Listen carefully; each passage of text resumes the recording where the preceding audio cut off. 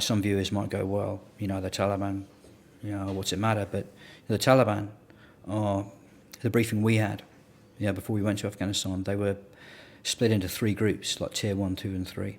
And like Tier 1 was described as your kind of Al-Qaeda types.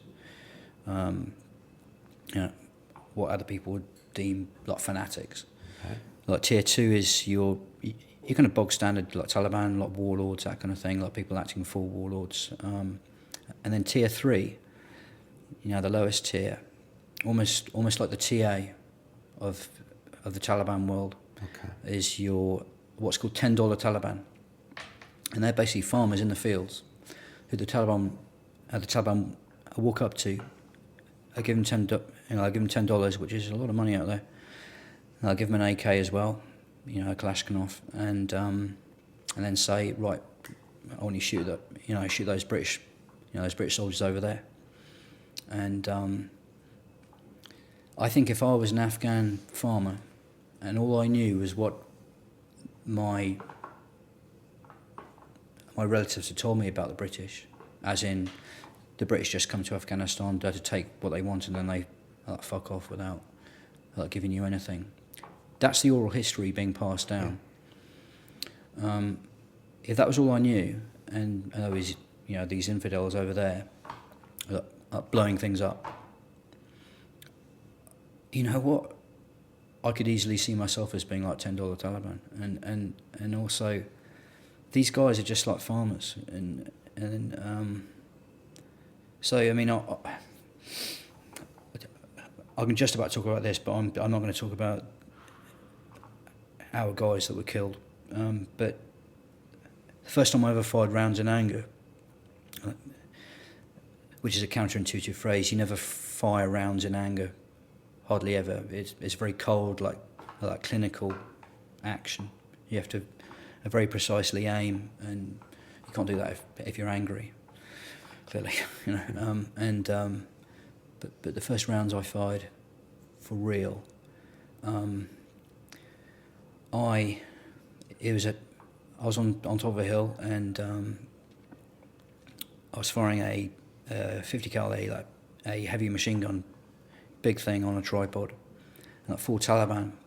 I ran into the compound down below, and myself and the lad next to me, we were putting down suppressing fire on this compound, to keep them pinned in place. So an airstrike could be brought down on them. And I remember,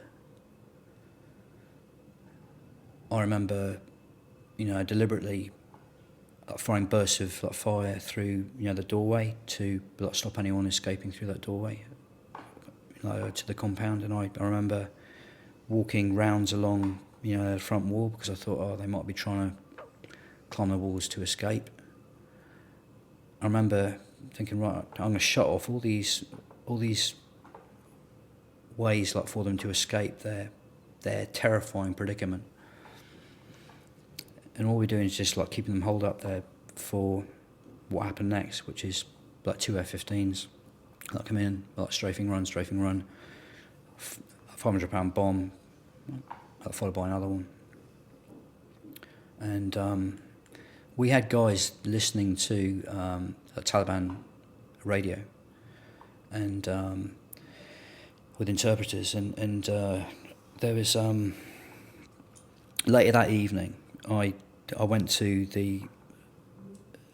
one of the interpreters, one of the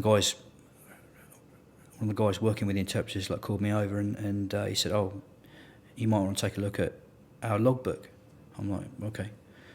So by flickering candlelight, I read this radio conversation, and it was from one of the guys in that compound, and he was radioing his Taliban superior, and the interpreter had written down that he was basically asking for help. And also the interpreter could tell that this guy was crying. He was in tears, and he sounded injured as well. Anyway, no one helped him, and the next day, we heard from the locals that 4 men had died in that compound, 3 from blast injuries, which would be from the bombs, and one had died from bullet wounds. And through process of elimination, I think it's perhaps probable that it was either myself or the guy next to me who had shot this guy, and that was probably the guy on the radio, because the guy killed by the bombs wouldn't be able to talk. They were just like shredded. Right. And I know this guy's name, Mustafa.